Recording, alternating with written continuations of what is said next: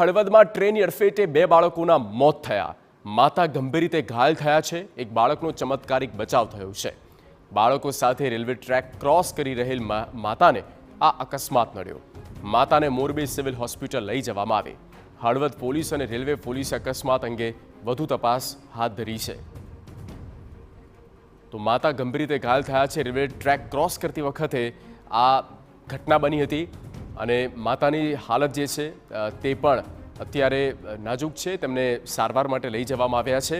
હળવદ અને railway police આ અંગે તપાસ કરી રહી છે કે આવું બન્યું કેવી રીતે, કોના તરફથી બેદરકારી હતી જેના કારણે લોકોને આ રીતે હેરાન થવું પડે છે. આકસ્મિક કેસ વધી રહ્યા છે.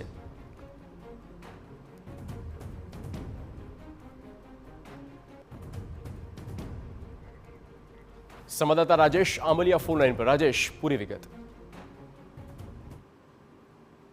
જી રાજેશ,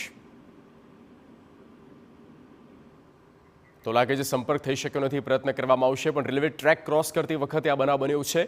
હળવદનો આ બનાવ છે અને અકસ્માત થયો કેવી રીતે આ અંગે રેલવે પોલીસની સાથે હળવદ પોલીસ પણ તપાસ કરી રહી છે. બાળકો સાથે રેલવે ટ્રેક ક્રોસ કરતા હતા માતા અને તે સમયે ટ્રેન આવતા જ આ અકસ્માત થયું છે. રાજેશ આંબલિયા સંવાદદાતા ફોન લાઈન પર. રાજેશ, પૂરી વિગત. જે મોરબીનો જે હળવદ છે તેની નજીકમાં જે રણજીતગઢ અને કેદારિયા ગામ છે તેની નજીકમાંથી એક માતા તેના 3 બાળકોને લઈને પસાર થઈ હતી. ત્યારે અચાનક ટ્રેન આવી જતા 2 બાળકોના તેના મોત થઈ ગયા છે. 5 વર્ષની ગોપીબેન અને 3 વર્ષની જે નિકુલ છે એ 2 બાળકોના મોત થઈ ગયા છે.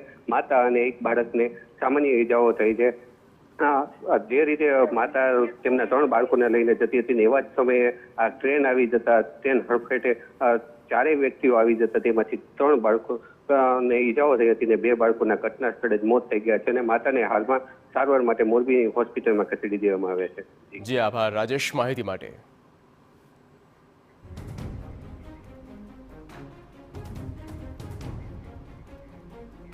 પાટણમાં